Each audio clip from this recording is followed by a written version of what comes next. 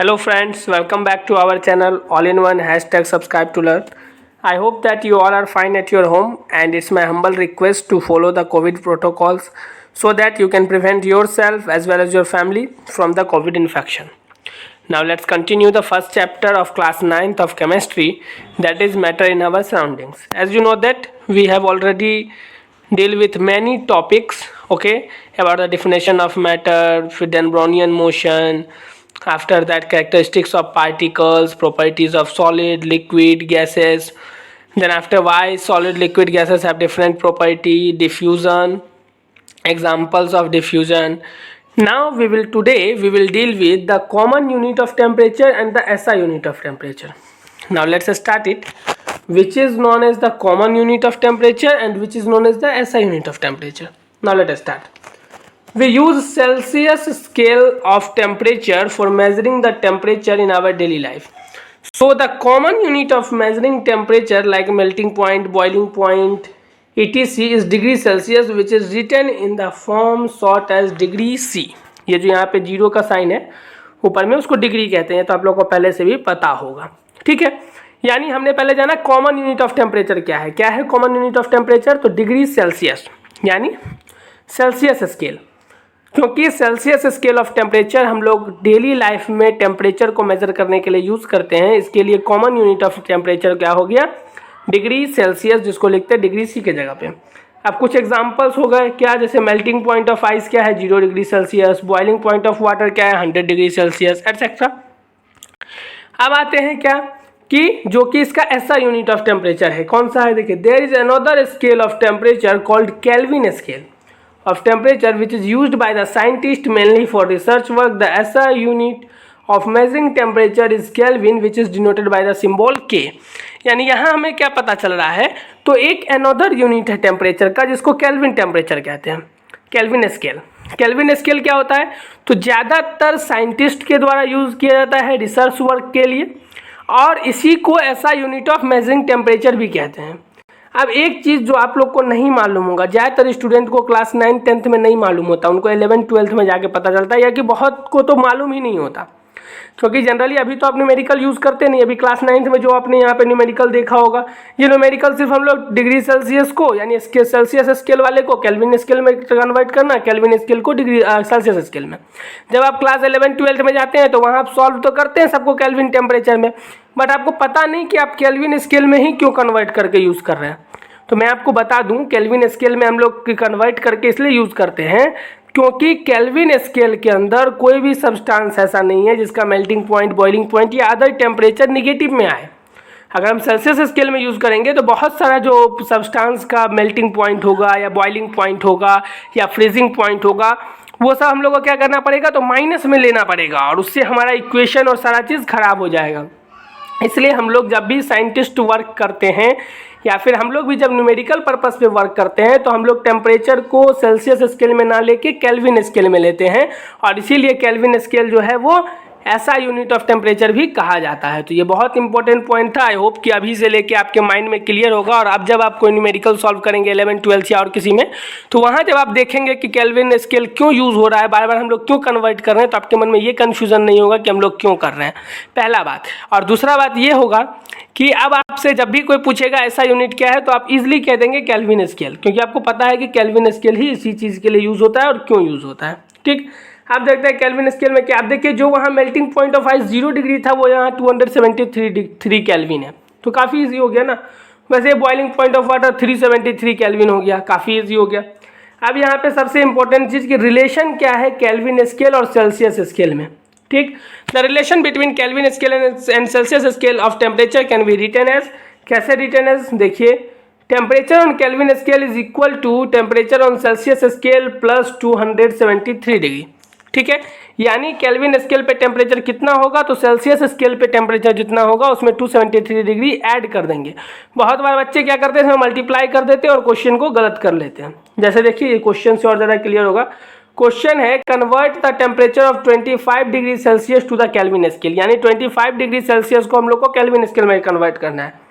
तो as we know that temperature on Kelvin scale is equal to temperature on Kelvin scale plus temperature on Kelvin scale is equal to temperature on Celsius scale plus 273 degree.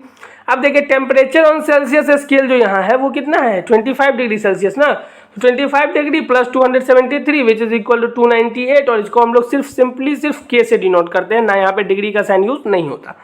यानी hence a temperature of 25 degree Celsius on Celsius scale is equal to 298 on the Kelvin scale. यानी यहाँ भी आप देख रहे हैं kelvin scale में भी हमें पॉजिटिव मिल रहा है और सेल्सियस स्केल में भी पॉजिटिव था, और जो निगेटिव होगा सेल्सियस स्केल में वो भी हमें यहाँ पॉजिटिव ही मिलेगा। तो ये एक बेनिफिट है। कभी कभी ये भी पूछ देता है what is the benefit for using Kelvin scale, या why Kelvin scale is known as the SI unit of temperature.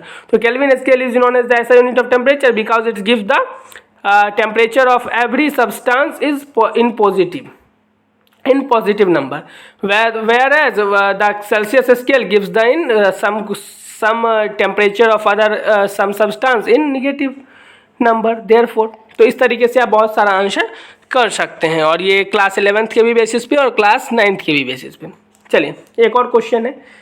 इस क्वेश्चन में क्या है, टेम्परेचर 300 के है, इसको हम लोग को चेंज कर लेना है किसमें, सेल्सियस स्केल में।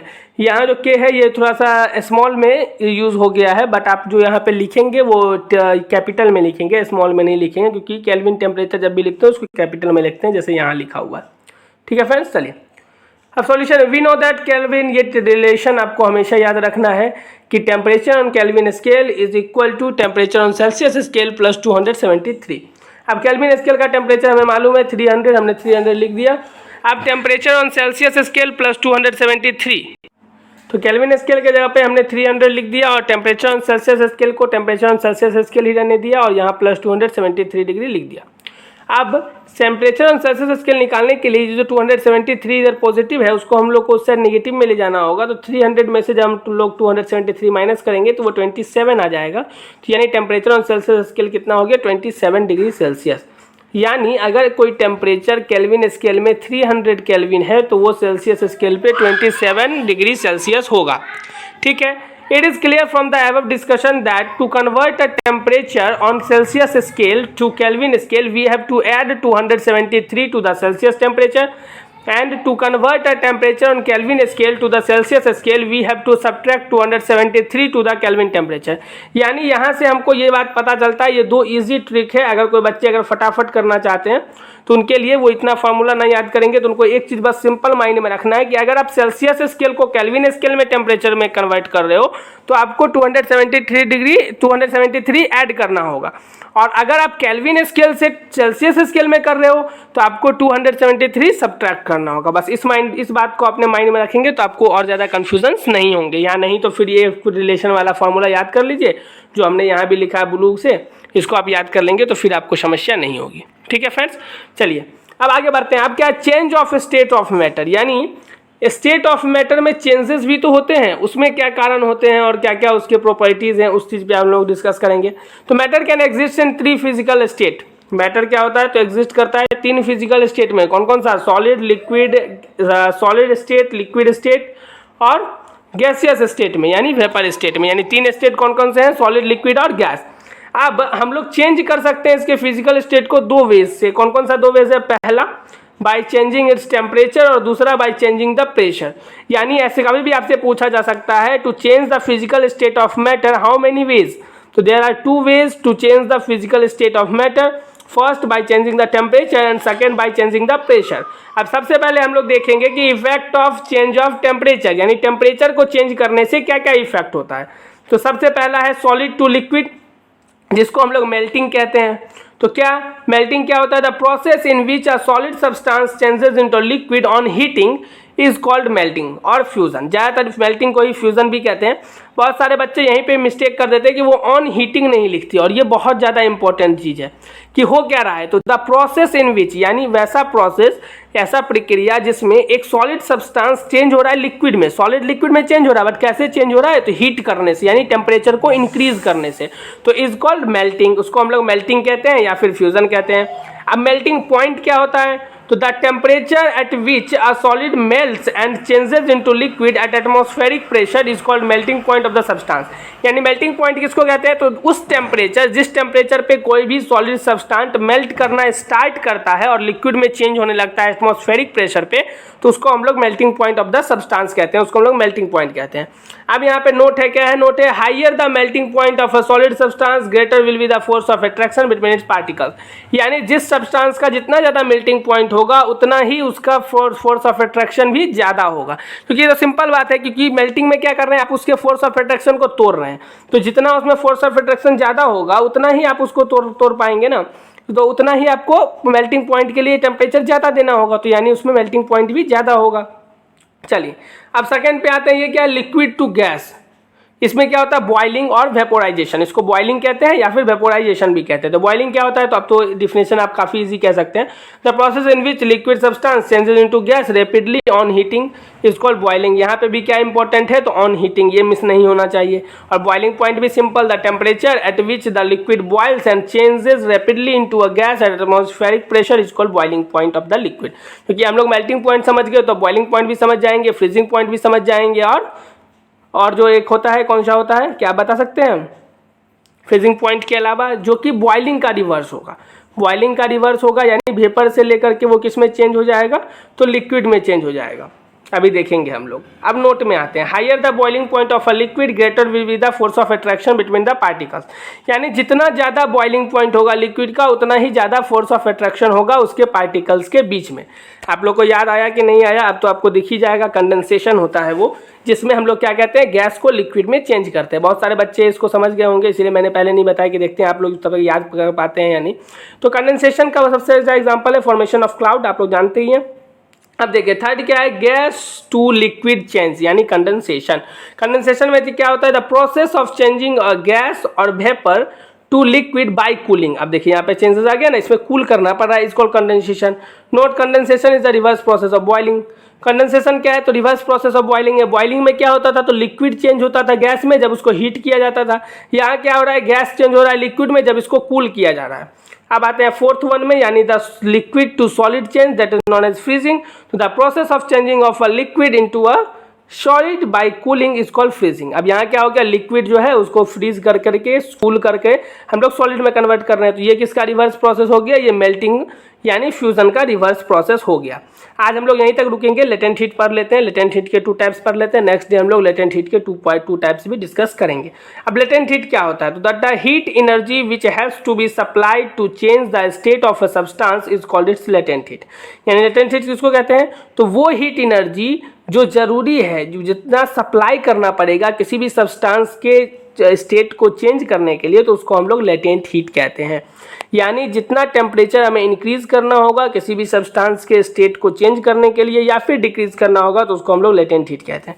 अब latent heat is of 2 types, 2 types के लेटेंट हीट होते हैं। कौन कौन से? लेटेंट हीट ऑफ फ्यूजन और लेटेंट हीट ऑफ वेपोराइजेशन। इससे आपको एक बात और पता चल गया कि यहाँ डिक्रीज होने की कोई बात नहीं है, जो भी बात है वो टेम्परेचर के इंक्रीज होने की बात है। तो जितना टेम्परेचर हमें देना होगा उस कोई भी सब्सटेंस को उसके स्टेट को चेंज करने के लिए, उसी को हम लोग लेटेंट हीट कहते हैं। लेटेंट हीट ऑफ फ्यूजन तब होगा जब हम लोग को मेल्ट करने के लिए आवश्यकता होगा। वेपोराइजेशन तब होगा जब हम लोग को बॉइलिंग में यूज होगा। इसीलिए मैंने यहाँ पे लिख दिया था कि बॉइलिंग में क्या होता है? वेपोराइजेशन, और मेल्टिंग में हमने लिख दिया था क्या? फ्यूजन। यहाँ पे ब्रैकेट में आपने ध्यान दिया होगा। चलिए फ्रेंड्स, आई होप सो कि आप आज समझ गए होंगे। नेक्स्ट डे हम लोग जब स्टार्ट करेंगे तब लोग लेटेंट हीट ऑफ फ्यूजन से स्टार्ट करेंगे, फिर उस पर कुछ क्वेश्चंस को भी देखेंगे। आज आपने इजीली समझा, लेटेंट हीट को समझ लिया आपने। उसके बाद आपने बॉइलिंग पॉइंट वगैरह और भी बहुत सारे चीज़ें, states of change of state of matter को पढ़ा। उसके साथ साथ कुछ न्यूमेरिकल प्रॉब्लम भी देखे जो कि कॉमन यूनिट ऑफ टेम्परेचर और एसआई यूनिट ऑफ टेम्परेचर से थे। बाकी तो बहुत सारे चीज़ आप पहले पढ़ ही चुके थे, तो कोई ज़्यादा समस्या होनी नहीं चाहिए। ठीक है फ्रेंड्स, और बाकी मैंने नोट्स ऑलरेडी तो टेलीग्राम चैनल पे भेज ही दिया है, तो आपको उन्हें वहाँ से अभी तक कॉपी कर लिया होगा, क्योंकि अब 1-2 सेक्शन और बचा है जिसमें हम लोग इस चैप्टर को फिर कंक्लूड कर लेंगे। ठीक है फ्रेंड्स, तो आई होप कि आप लोग को पूरा चैप्टर समझ में आ रहा हो। जिनको भी जिस भी टॉपिक में थोड़ा सा भी कन्फ्यूजन हो तो वो जरूर कमेंट करके बताएं, ताकि मैं उस कन्फ्यूजन को दूर कर सकूँ। और अपने फ्रेंड्स के पास भी जल्दी से जल्दी इस चैनल को पहुँचाइए, ताकि आपके फ्रेंड्स भी इस जर्नी से जुड़ सके और अपने आप को और आगे बढ़ा सके और अपने नॉलेज को इन्हेंस कर सकें। ठीक है फ्रेंड्स, सो अब हम लोग नेक्स्ट वीडियो में मिलेंगे और फिर हम लोग आगे इस चैप्टर को कंटिन्यू करेंगे। ठीक है friends, so thank you so much.